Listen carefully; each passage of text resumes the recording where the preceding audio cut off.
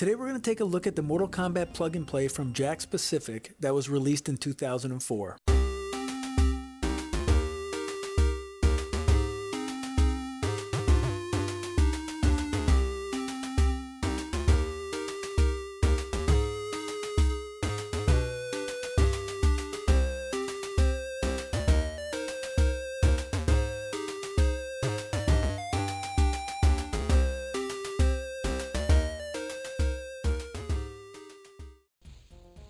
It's important to know right away that the version of the game included here is not an arcade perfect port of Mortal Kombat.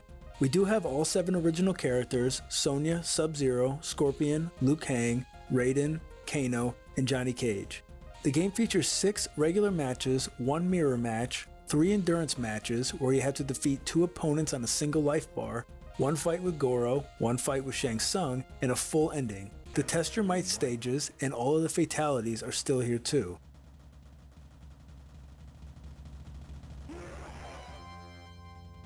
The game does have graphic issues from time to time. When you lose the match, the game over screen defaults to quit instead of continue, which is annoying. And occasionally it seems like your attack goes through the opponent instead of damaging them. Besides that, I thought this was a very playable version of the game. The unit is powered by 4 AA batteries. When looking at other handheld game systems, it isn't the best possibility, but it isn't the worst either.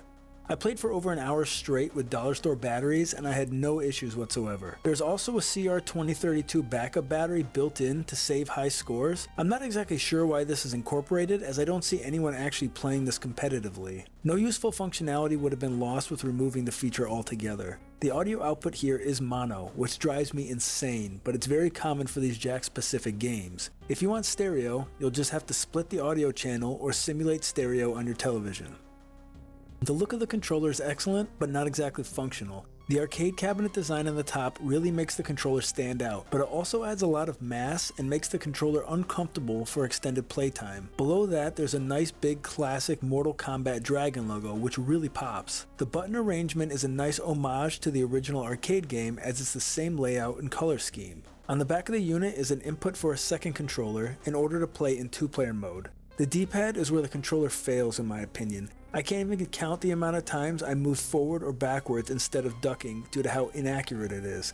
After a while of playing, the D-pad will feel like a cheese grater on your thumb. The only thing that sets this version of Mortal Kombat apart is the no game console required to play model that Jakks Pacific proudly advertises all their products with. Although the port of the game that is included here plays just fine, it isn't arcade perfect, and because of that, you might as well go and buy the Super Nintendo or Sega Genesis version instead. You'll save your thumb from the pain. If you want an arcade perfect version of the game, then get the collector's edition of Mortal Kombat Deception, download it on Xbox Live or PlayStation Network, or go out to an arcade and play it directly from where the entire series began. Controller design will kill any possible fun, so just stay away from this altogether.